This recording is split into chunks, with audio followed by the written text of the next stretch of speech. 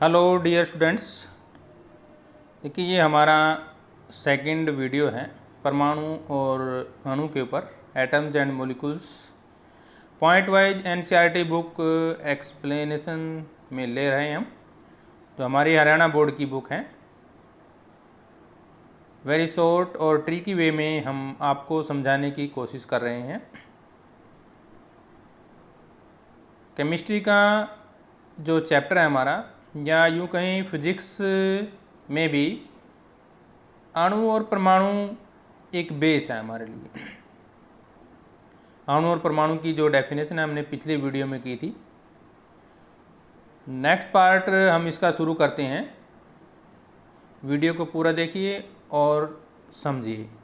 I am Rajendra Kumar और आप देख रहे हैं आपका अपना चैनल physics.edu.rajendra। तो चलिए शुरू करते हैं। परमाणु की परिभाषा हमने की थी और आज हम करेंगे परमाणु किस प्रकार अस्तित्व में आया।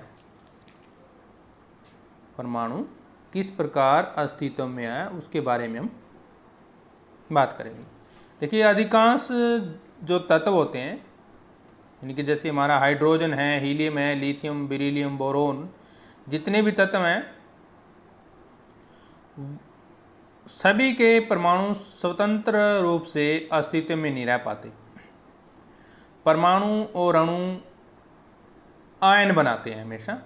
ये अणु या यूं कहें आयन अत्यधिक संख्या में पुंजित होकर, यानी कि इकट्ठे होकर द्रव्य का निर्माण करते हैं, जिसे हम देख सकते हैं, अनुभव कर सकते हैं, छू सकते हैं।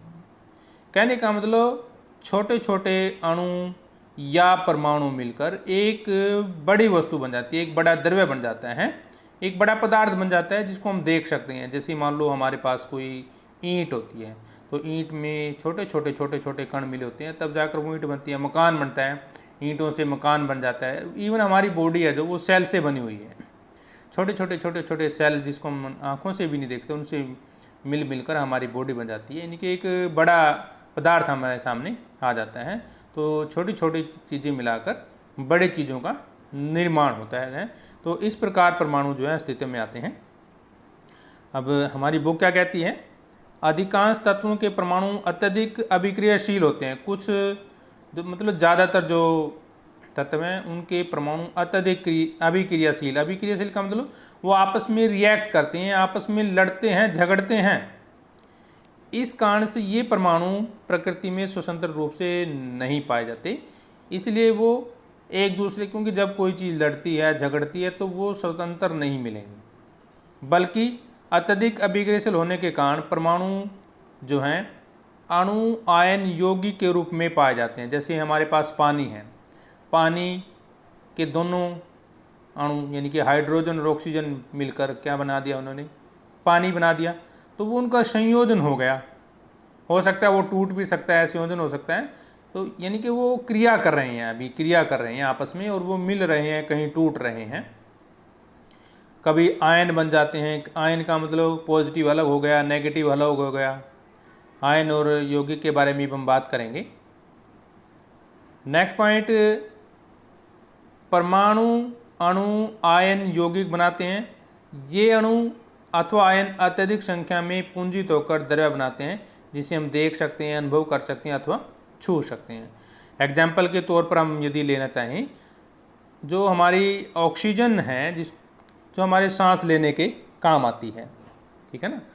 ऑक्सीजन के परमाणु अत्यधिक अभिक्रियाशील होते हैं।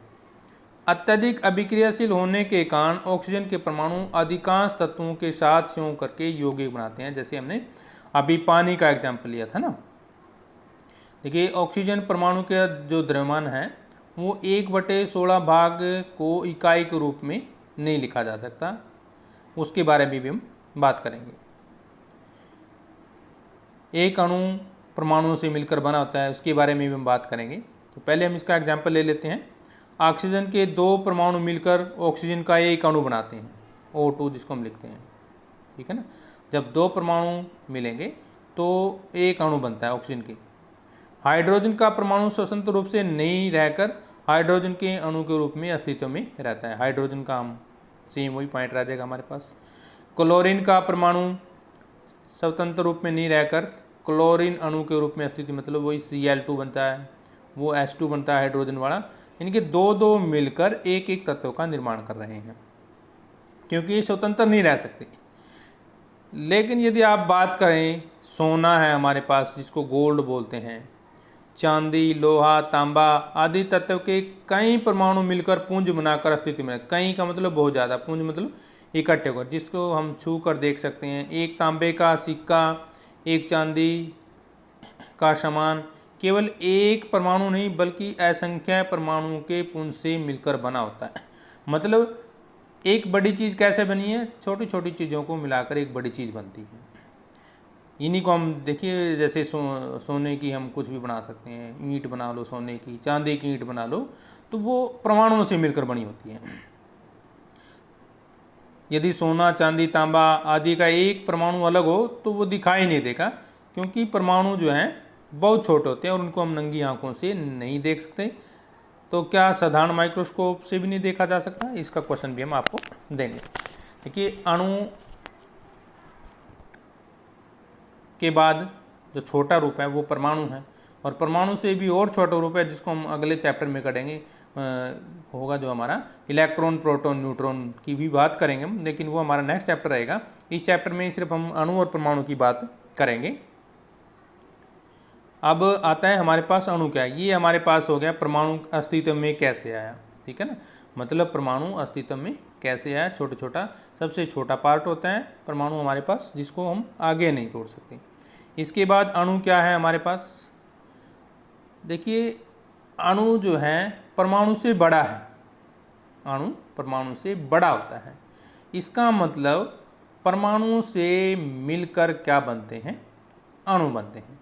यानी कि दो या दो से अधिक परमाणुओं का समूह जो आपस में रासायनिक बंध या परस्पर आकर्षण बल द्वारा जुड़ते हैं, उसको बोलते हैं अणु बोलते हैं।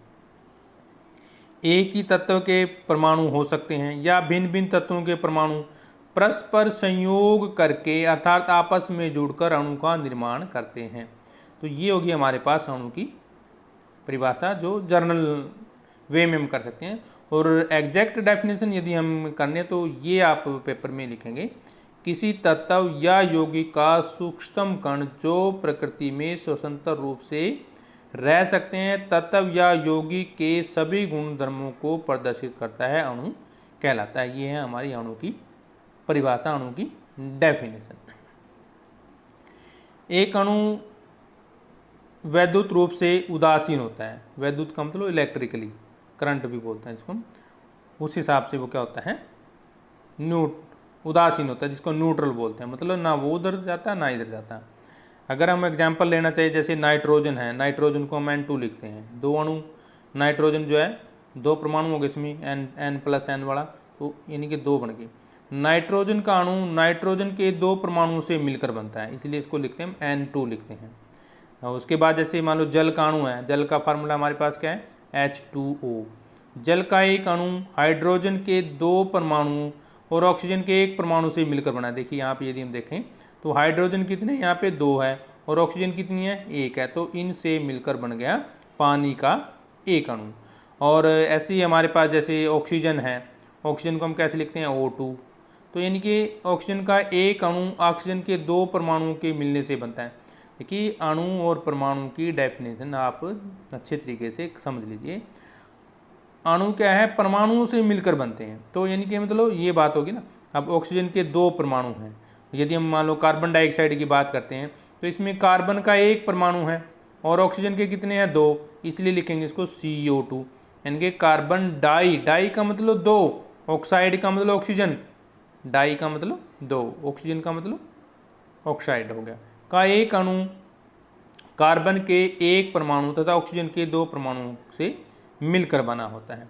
अब अणु कितने प्रकार के होते हैं उसके बारे में पढ़ेंगे। देखिए, एक ही अभी हमने जो डेफिनेशन पढ़ी थी, एक ही तत्व के परमाणु या भिन्न भिन्न तत्वों के परमाणुओं के मिलने से अणु का निर्माण होता है। ये डेफिनेशन हम बार बार पढ़ रहे हैं। अब वही परमाणुओं के आधार पर अणु को दो भागों में हम बांट सकते हैं। पहला तो भाग क्या है, तत्व के अणु, और दूसरा भाग है यौगिक के अणु, ठीक है। अब तत्व के अणु में हम डेफिनेशन किस तरह से लेंगे, एक ही तत्व के परमाणुओं के मिलने से जो बनेगा उसको बोलते हैं तत्वों के अणु। धात्विक यानी कि जो धातु हैं, धातु तत्वों के परमाणु अधात्विक तत्वों के परमाणुओं से अलग अलग तरह से संयोग करके अणु का निर्माण करते हैं। धातु और अधातु के आधार पर हम जो हैं अणु को भी दो भागों में बांटते हैं, एक तो धातु के अणु और एक दूसरा अधातु के अणु। धातु मतलब सोना, चांदी, तांबा, लोहा, इस तरह की जो हमारे एग्जाम्पल हो जाएंगे। इसके बारे में नेक्स्ट वीडियो होगा, उसमें धातु और अधातु के बारे में डिटेल से चर्चा करेंगे। धातु के अणु तत्व जो धातु के अणु केवल एक ही जो होते हैं परमाणु के बने होते हैं। धातु वाले तत्वों के परमाणु प्रकृति से मुक्त अवस्था में अस्तित्व में रह सकते हैं, जैसे सोना जिसका सिंबल Au है, तांबा कॉपर है, एल्यूमिनियम है Al है, लोहा है Fe बोलते हैं, चांदी इत्यादि। ये इनकी हो गए हमारे पास धातुओं के अणु। और अधातुओं के अणु सेम वही पॉइंट रहेगा हमारे पास, जिस तरह से हम धातुओं के होते हैं इसी तरह हम अधातु के बारे में बात करेंगे।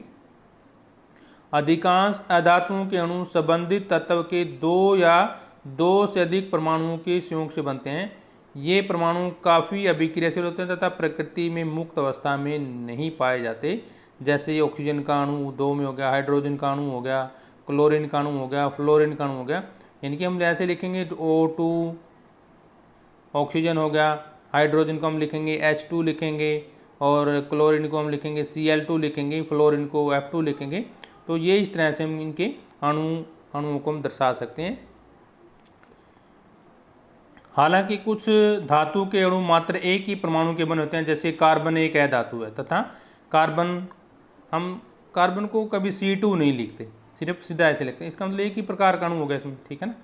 अब नेक्स्ट जो हमारा है एटॉमिसिटी क्या होता है। किसी अणु की संरचना में प्रयुक्त होने वाले परमाणुओं की संख्या को उस अणु की परमाणुकता कहते हैं। क्या कहते हैं? परमाणुकता, यानी कि एटॉमिसिटी बोलते हैं। हिंदी में इसको बोलते हैं परमाणुकता। परमाणुकता क्या?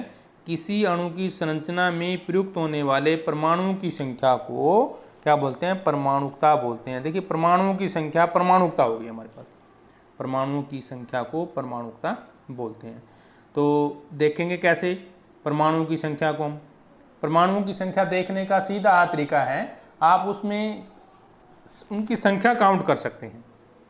जैसे मान लो हमारे पास एक एग्जाम्पल के तौर पे हम ले लेते हैं NaHCO3 है हमारे पास। ये क्या है? खाने का सोडा है, सोडियम हाइड्रोजन कार्बोनेट जिसको बोलते हैं। ये क्या है? खाने के सोडे का फार्मूला है हमारे पास। अब इसमें परमाणुओं की संख्या गिनिए। देखिए सोडियम कितने हैं? सोडियम के परमाणु 1 है। हाइड्रोजन का परमाणु कितने हैं? 1 है। और कार्बन का कितना है? 1 है। और ऑक्सीजन के कितने हैं? 3। ये हो गए अलग अलग, ठीक है ना, परमाणुओं की संख्या होगी। अब दूसरा यदि हम एग्जाम्पल ले सोडियम कार्बोनेट का ले लेते हैं। देखिए जैसे Na2 और CO3 है मान लो हमारे पास। तो इसमें जो Na2 है यानी कि सोडियम है, उसके कितने परमाणु हैं? 2। आगे C यानी कि कार्बन के कितने हैं? 1। ऑक्सीजन के कितने हैं? 3। तो ये होगी परमाणुओं की संख्या। क्या होगी ये? परमाणुओं की संख्या। अब जैसे मान लो हम कॉपर सल्फेट ले लेते हैं। कॉपर सल्फेट का फार्मूला हमारे पास होगा CuSO4। तो कॉपर सल्फेट में यदि देखें, कॉपर में कितने परमाणु हो गए? 1 ही है ना, देखो 1 है ये, इसलिए 1 आएगा। और सल्फर में कितने हैं? देखिए ये 1 होगा। और ऑक्सीजन के कितने हैं? देखिए यहाँ पे 4 हो जाएगा। तो ये होगी परमाणुओं की संख्या। आपने रेत का फार्मूला सुना है कभी? रेत का फार्मूला होता है SiO4। ये रेत का फार्मूला है। अब इसमें जो सल्फर है उसमें कितने परमाणु हैं? 1 हैं। Si हो गया ना, सिलिकॉन से बना हुआ है ये। Si इकट्ठा रहेगा हमारे पास सिलिकॉन। और ऑक्सीजन में कितने हैं? 4 हैं, ठीक है ना। तो इस तरह से हमारे पास रहेगा SiO4। और यदि हम यहाँ पे 2 लगाएं, रेत का जो फार्मूला होता है SiO2 होता है, सॉरी रेत का फार्मूला क्या होता है हमारे पास? SiO2। शॉर्ट में Si लिखते हैं, यानी कि सिलिकॉन डाइऑक्साइड बोलते हैं। तो सिलिकॉन में 1 और ऑक्सीजन में कितने? 2 हो जाएंगे। तो ये हो गया हमारे पास इसका फार्मूला।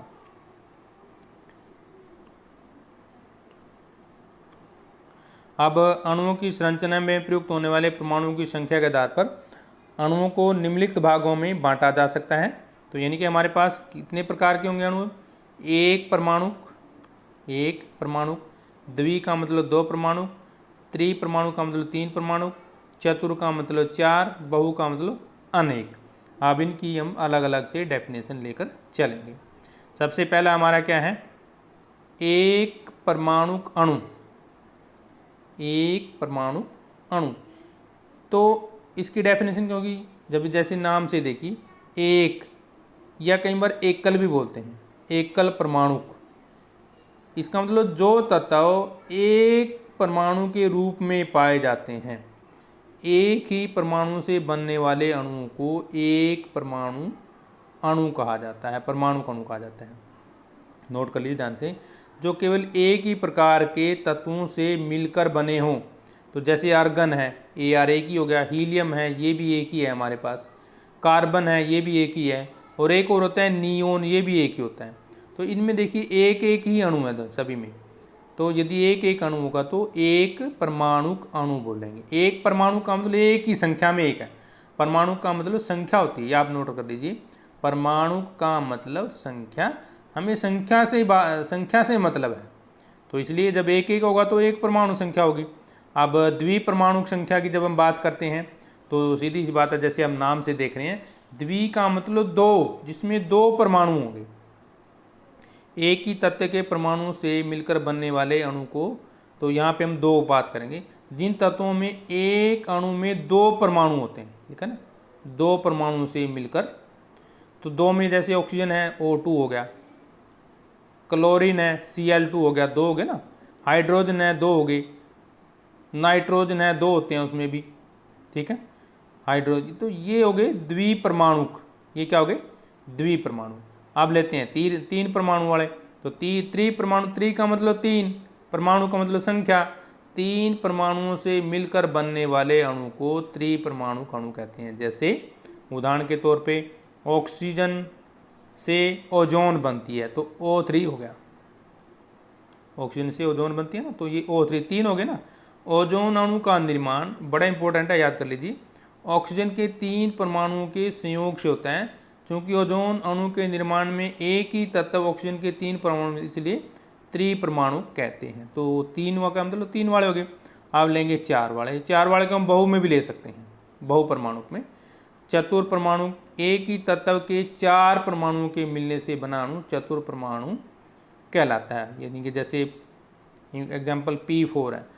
फास्फोरस अणु का निर्माण फास्फोर तत्व के चार परमाणुओं से मिलने से होता है, अतः फास्फोरस के अणु को चतुर परमाणुक अणु कहते हैं। चतुर परमाणु इनकी चार संख्या वाला, ठीक है ना। अब लेंगे बहुपरमाणुक। तो बहुपरमाणुक में सारे आ जाएंगे जिसमें दो से ज़्यादा कोई हो। तो दो से ज़्यादा में तीन वाला भी आ गया, चार वाला भी आ गया, पाँच वाला, जो भी होगा सारे आ जाएंगे। यानी कि दो से अधिक परमाणुओं के मिलने से बना अणु बहुपरमाणुक अणु कहलाता है। तो इसमें हम पिछले वाले सारे एग्जाम्पल ले सकते हैं, ओजोन वाला ले सकते हैं, O3 हो गया, फास्फोरस वाला ले सकते हैं, इसमें भी तीन हो गए हमारे पास। तो ये हो जाएगा हमारे पास एग्जाम्पल के तौर पर। अब कुछ तत्वों की परमाणुता, जैसे मान लो अब आर्गन है, आर्गन में आप देखेंगे एक ही परमाणु है तो हम एक लिखेंगे। हीलियम में क्या है? एक ही परमाणु है, तो संख्या से ही परमाणु बनेंगे।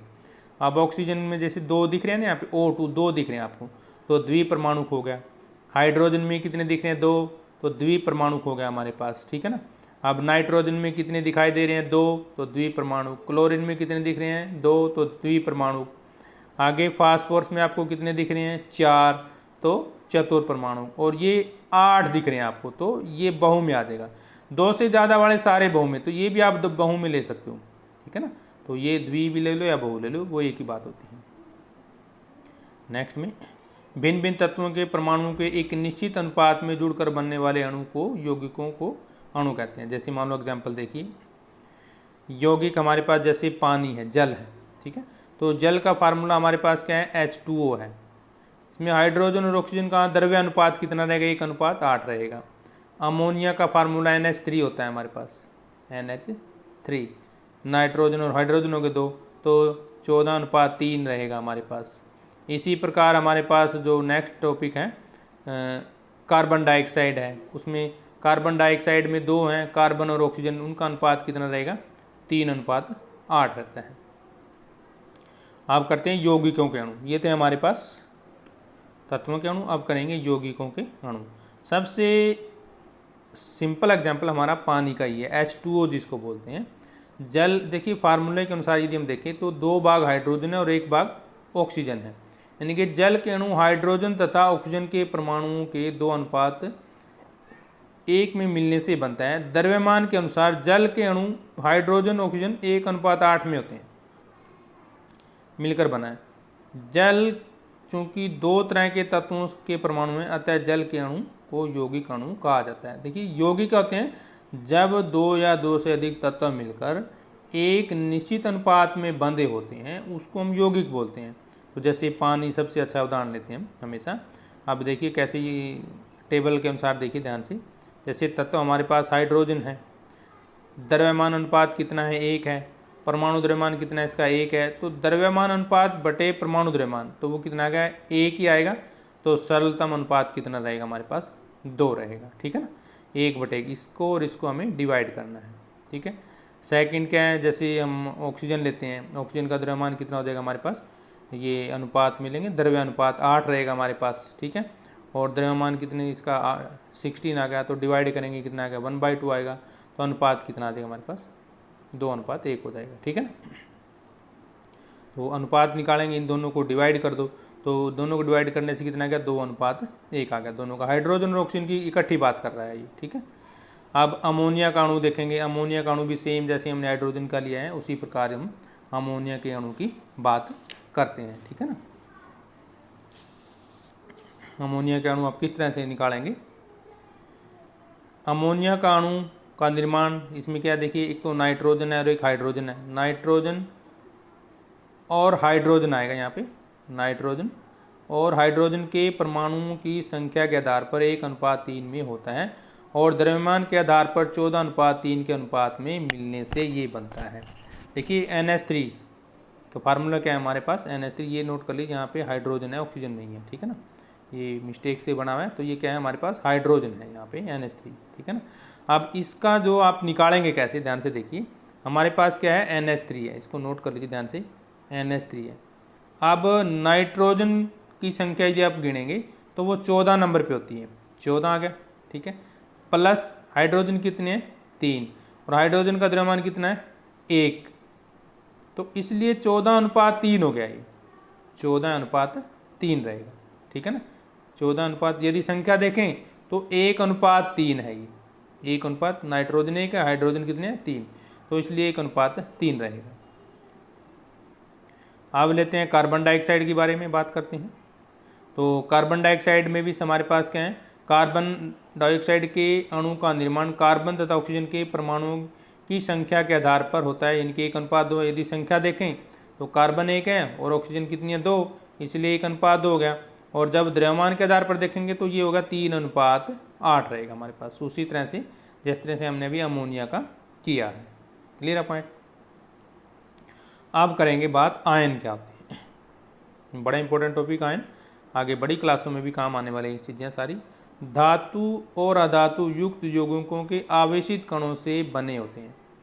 इन आवेशित कणों को हम आयन कहते हैं।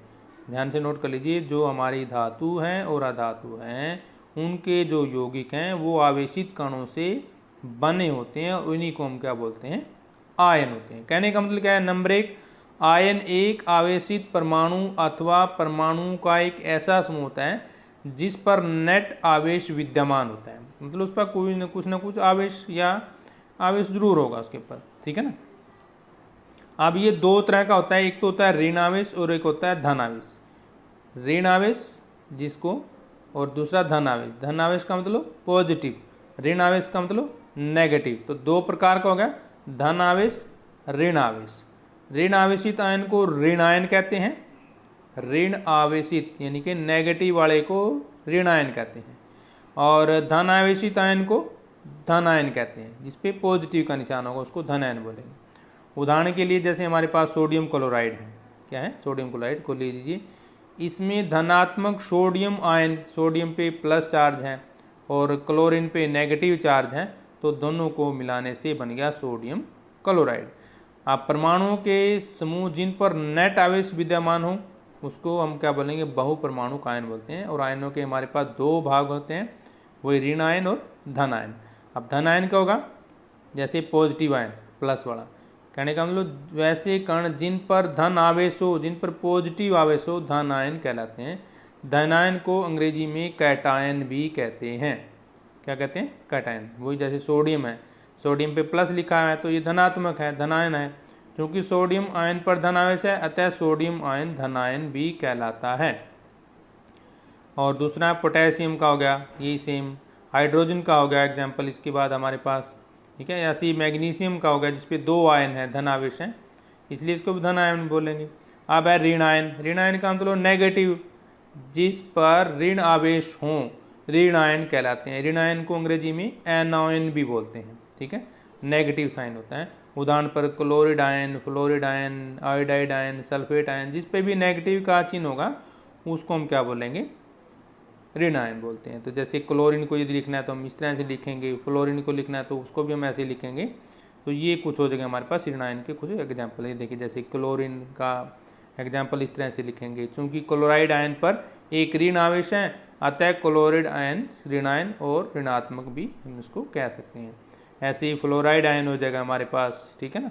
और ऐसे ही हमारे पास क्या हो जाएगा, ब्रोमाइड आयन हो जाएगा, जिस प्रकार हम इसमें अभी करते जा रहे हैं। तो ये था हमारे पास आज का सेकंड वीडियो। थर्ड वीडियो के लिए हम जल्दी हाजिर होंगे। तब तक हम आपसे लेते हैं इजाज़त। जय हिंद।